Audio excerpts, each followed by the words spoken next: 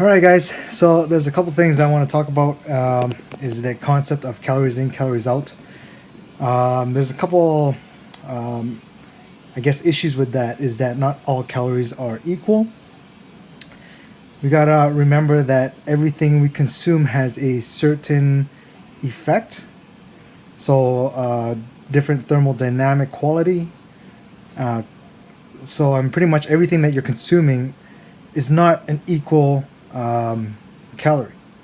So if you were to eat, I don't know, let's say 2,000 calories worth of chocolate bars and candy, it would not be the same as eating 2,000 calories of, high quality proteins and fats. The results it has on your body is different.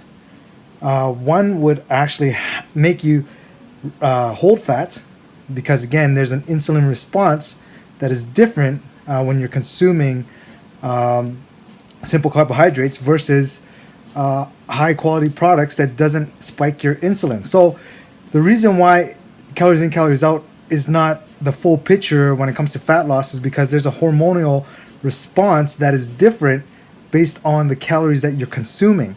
They're not equally the same. Again, when you have, and I've mentioned this before, that when you're spiking insulin, your body will not release fats.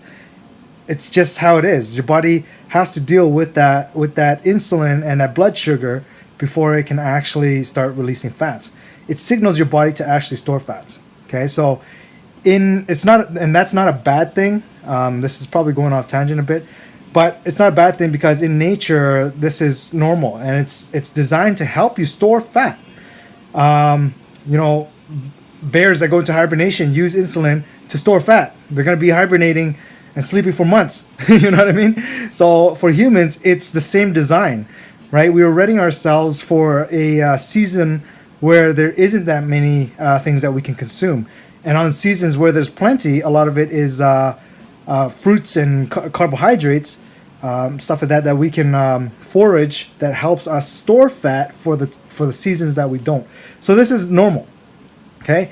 Again, I always say this: the body is not trying to kill us, but in a society where food is plenty, eating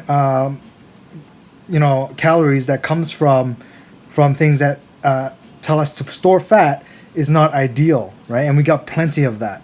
Okay, so the thing is it's not the calories are not equal. Let's go back to that. Sorry, I knew I was going to go off tangent. Okay, so calories are not equal. Okay, so this whole theory about calories in, calories out is not a full, accurate picture on how to lose fat. Okay, and this is one of those myths that are floating around that needs to be debunked. Okay, and with the right data, clearly it's shown that it has been debunked. Okay, so there's been a study out there. You can search it. I guess you would look at breakfast versus dinner. I don't know, whatever, something along the lines of. But there's a research study that shows that two groups of people consuming the same foods at different times of the day, exact same amount of calories, exact same food, one eating it in the morning and one eating it in the evening. When they're consuming this food, the retention of fat and fat loss, the group that ate in the morning lost more fat than the group that ate food at night. Okay, so that's interesting because why is it the exact same food, the exact same number of calories? Why is there a fat retention and fat loss difference? Because insulin response is higher at nighttime. Okay, we're designed that way because evolutionary wise, we normally eat in a specific manner that signals our body to regulate the hormones in that way. Okay, so there's a lot of evidence of people that work night shifts that put on a lot more weight than people that work in the day. Insulin response is higher at night. Okay, so which means that you're going to be storing more fat consuming foods at nighttime. Okay, so that's a very interesting concept. Again, the calories are the same, but the results are different, right? Again, due to insulin response. Calories in, calories out is not a complete picture. We can't go by this calories in, calories out. Okay, So a lot of times people are just doing calories in, calories out, strictly through food, and they say it's working, but little did they know they're also exercising. Okay, so a lot of people that are doing this, let's say for instance, Weight Watchers is calories in, calories out. So I'm just gonna use Weight Watchers. I'm not saying it's a bad thing, right? But people that are just strictly doing Weight Watchers and they're not exercising, they're not getting much results from Weight Watchers, to be honest.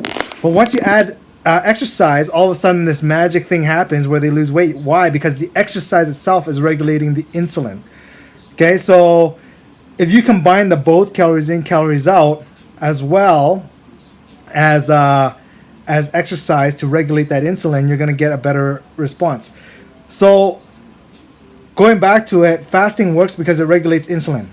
Okay, fasting also works because there is a calorie reduction over time, right? So you're combining both, right? So again, you if you're overeating, will increase your insulin response, right? Because anything you eat, you will spike your insulin. Even if you eat protein, even though it's not carbohydrate, carbohydrates has a higher insulin response.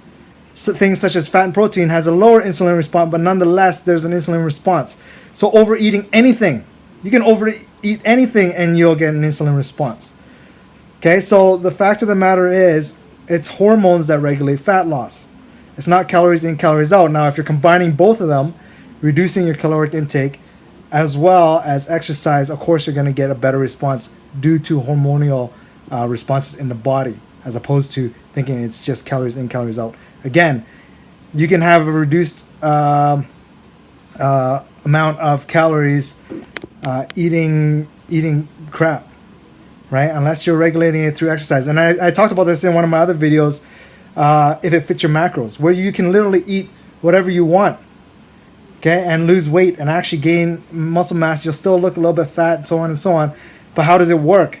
Because I even said in the video, you have to eat around your workouts, whether before or after. Why? Because right once you consume that, it's going to spike your insulin to signal the body to store fat, right? And you're going to immediately go and exercise to regulate that insulin so that it doesn't trigger your body to completely store fat, right? So as you're filling up your glycogen, you're using that glycogen to go and do your workout.